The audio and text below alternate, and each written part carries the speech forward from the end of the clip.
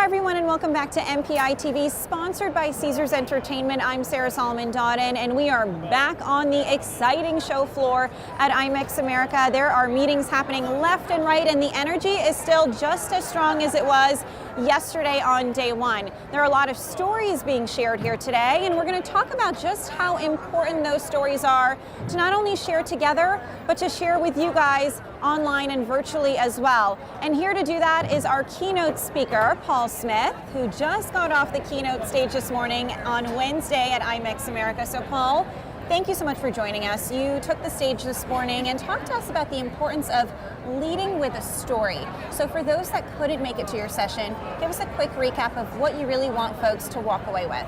The general idea is that human beings don't make the rational, logical decisions that we think we do. And it turns out what cognitive science has told us in the last couple of decades is that we really make subconscious, emotional decisions in one place in our brain, and then we justify those decisions logically and rationally after the fact in another place in our brain, like a few nanoseconds later, right? So we leave the decision thinking it was, brilliantly rational. The truth is it was subconscious and emotional, and logic and facts and rational argumentation only speaks to that one part of the brain, but storytelling works with both parts. And if you really want to influence what people think and feel and do, in other words, leadership, you need to speak to both parts of the brain. And it's so interesting because, with a lot of businesses that I even personally work with, they have such a tough time at telling their story. Or you mentioned an example during your presentation about customer service, a great customer service story that just wasn't told, right? Like we fail to tell these stories that really resonate with people. So advice for these businesses and organizations and event professionals that are watching this on how they can better tell their story and keep that top of mind for people. Yeah, so I think you hit on an important point, is you've got to recognize that important stories are happening all the time around you. And what happened in that example was lots of people heard the story, but nobody recognized it as anything of value. So when you hear a great story or see a great story happen, you should be thinking, I should remember that and tell somebody about it when it's going to be meaningful. So just, the two tips I give people for recognizing a great story when it happens is, if something really emotional happens at work, that's not normal. And that's a clue that something interesting just happened. The second clue is if you get surprised by something or something really unexpected happens. Those are two clues that a great story is either about to be born or lost forever, and it's up to you as to which is going to happen. And how do you recommend, we live in a digital era, right, where stories need to occur and be seen and be heard on social media pretty quickly after they happen, or at least so we think. So advice on how we can not only archive these stories in our brain and remember that they are important for us to share with our audience, but share quickly as well. Yeah, so I guess you could walk around all day with a GoPro strapped to your head, but I probably wouldn't advise that. But once you've practiced this art of recognizing stories when they happen, your brain will remember them because they were an interesting thing that happened. Whereas if I gave you a 5-minute speech to memorize right here, you'd be totally stressed out. Right? It's hard to do that, but it's easy to remember something that just happened. So anytime you're trying to, you recognize a story, it's something that happened, remember that that's something interesting. You don't have to memorize exactly the way it worked. Just remember what generally happened and then tell somebody about that. That's good enough. Yeah, it's really about tapping into those human emotions. Right. Perfect, Paul. Thank you so much for joining us. You're I appreciate welcome. your time. Great Yes. to meet you. Thank you. Thank you. So from storytelling to strong leadership, we're joined now by a woman who knows all about leadership, Amanda Armstrong, who's also our 2018 chair of the International Board of Directors for MPI. Amanda, thank you for being here. My pleasure. So your term is actually coming to an end very, very soon. So we just wanted to touch base with you and talk about some of your proudest moments. Other than not falling on stage at WEC, that was a proud moment. Always a plus. Being on stage in front of thousands of people and our members is a little nerve-wracking. But in seriousness, I think it's around two things: industry, education, and also advocacy.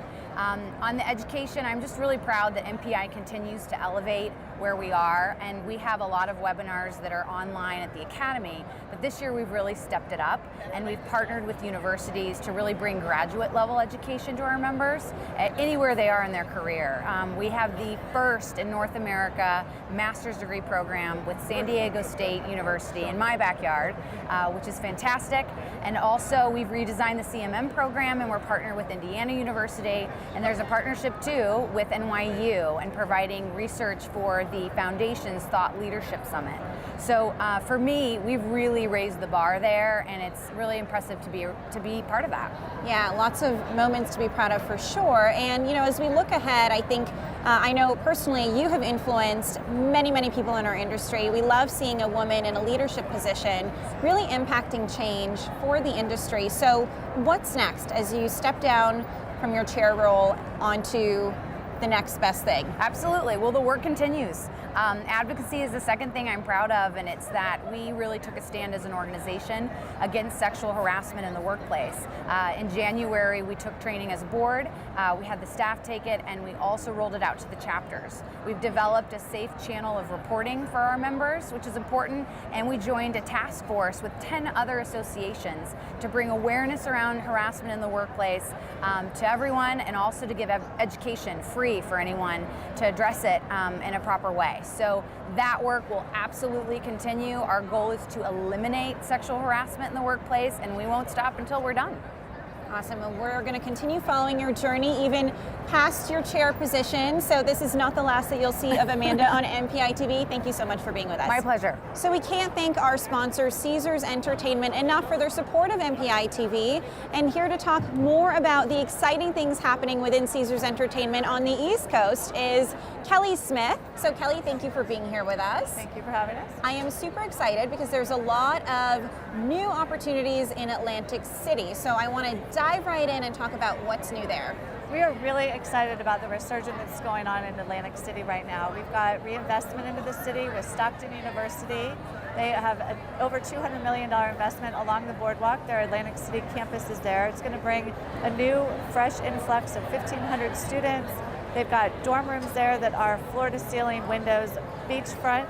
So if you're going to get a dose of reality, that's probably not the place to go. But it's great for us to have that re-insurgence into the city as far as an investment commitment. And then South Jersey Gas is moving their headquarters to Atlantic City as well. So we're seeing a lot of reinvestment, which is really great to kind of give the confidence to all the attendees that are coming to Atlantic City for meetings that there's other things going on as well.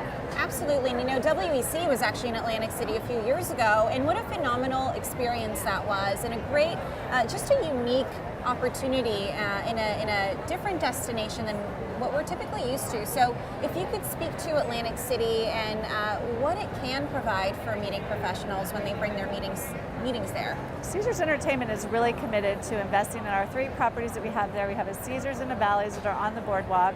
Caesars has been completely renovated. Bally's is undergoing renovation now. Of course, with the legalization of the sports book in New Jersey, now we have one of those in Bally's as well.